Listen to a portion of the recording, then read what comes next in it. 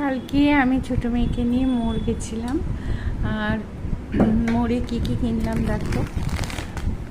একটা হচ্ছে রোস্টেড সুজি নিয়েছি।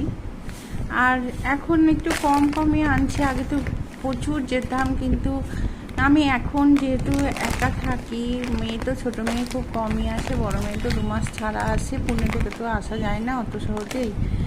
আর প্লেনে করে আসা, প্লেনের ভাড়া তো জানো, বোঝো, তাও 2 মাস ছাড়াও আসে।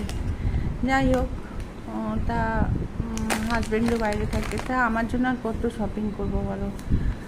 আর এই দেখো, এটা একটা সুজি নিয়েছি, রোস্টেড সুজি। সুজি আমার খুবই ভালো লাগে।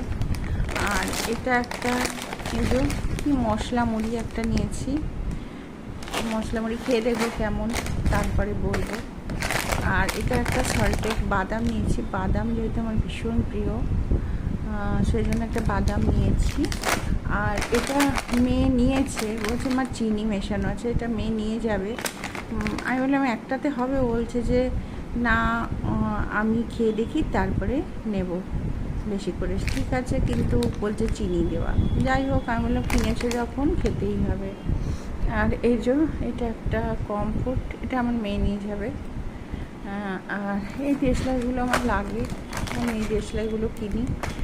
যাই হোক, আর এই যে এই আমুলের ছোট ছোট দুধের ইয়েগুলো, বক্সগুলো, এগুলো প্যাকেটগুলো হচ্ছে আমার, এগুলো বক্সই তো, বক্সের মধ্যেই লাগে। যাই হোক, এই দুধের প্যাকেটগুলো আমার ছোটো মেয়ে নিয়ে যাবে। এই কটা কিনেছি আর কি। ও যখনই আসে একবারে অনেকগুলো করে দিয়ে দিই। তা ও বললো মা এতগুলো আর নেবো না, আরও কয়েকটা দিচ্ছিলাম, বলছে মা নিও না, কারণ আমি অর্ডার করে নেবো। যাই হোক, এই কটা চলুক, তারপরে অর্ডার করে নেবে। এই শপিং করেছি। ও না, দাঁড়াও, আরও করেছি দেখাচ্ছি, বেশি করিনি, আর দুটো জিনিস আছে। এই যে এই শ্যাম্পুটা, আর এটা দুটো নিয়েছি, একটা মেয়ে নিয়ে যাবে বললো। মেয়ে একটু বাসন মাজতে হয় না হোস্টেলে খায়, কিন্তু মাঝে মাঝে ও বাইরে অর্ডার করে একটু এনে খায়, তো সেই বাসনটা মাজার জন্য, প্লেটটা মাজার জন্যই ওটা নিল।